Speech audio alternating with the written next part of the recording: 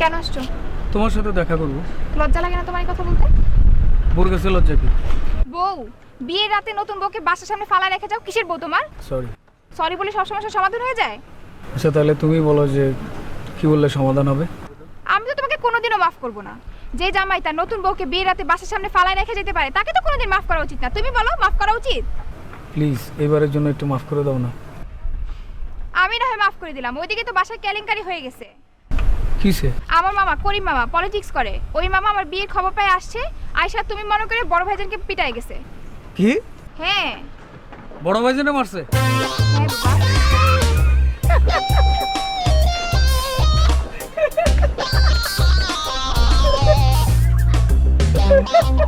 শোনো শোনো, এখন খুশি হওয়ার দরকার নেই।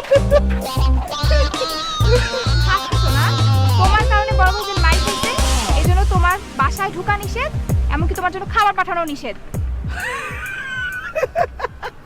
তুমি এত খুশি হইতেছো কেন? আমি যে খবর শুনছি এতে আমার পেমেন্ট করে আমার খাওয়া দাওয়া লাগবে না। তুমি যে বলো যে তার হাত ভাঙছে না পা ভাঙছে, হাত ভাঙছে। বড় ভাইজান মাইর খেয়েছে, তুমি খুশি হইতেছো? তুমি জানো তুমি যখন আমাকে বাসায় ফালায় গেছো তখন বড় ভাইজান আমাকে প্রথম অ্যাকসেপ্ট করছে। তুমি হাসতেছো? এখন কি করবা? খাবা কই, থাকবা কই? ওই চিন্তা তোমার করা লাগবে না, আমি যেখানে খুশি খেয়ে নিতে পারবো।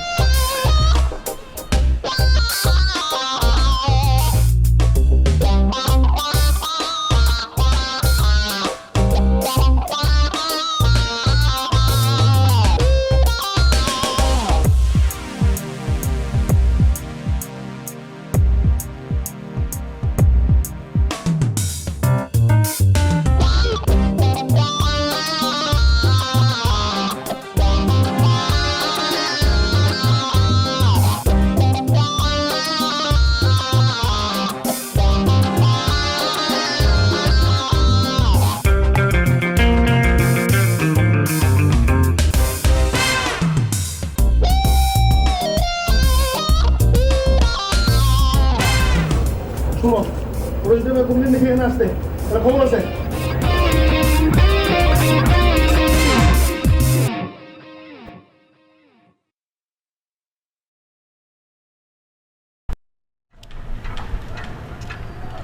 আম্মা,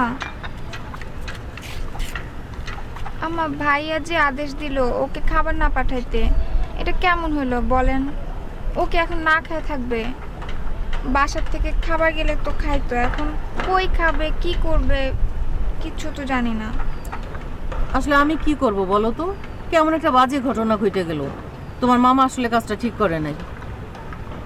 আম্মা যা হয়েছে ওটা তো আমি চাই নাই, আর মামা করছে, এখন ওইটা শাস্তি আনোয়ার না খায় থাকবে?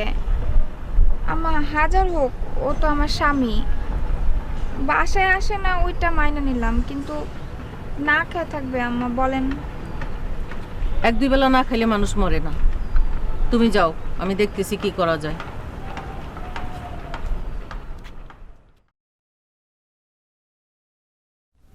হ্যাঁ মাসুম মিয়া, হ্যাঁ আপনি চালানটা ছেড়ে দেন না, কেন দেরি করতেছেন রে ভাই?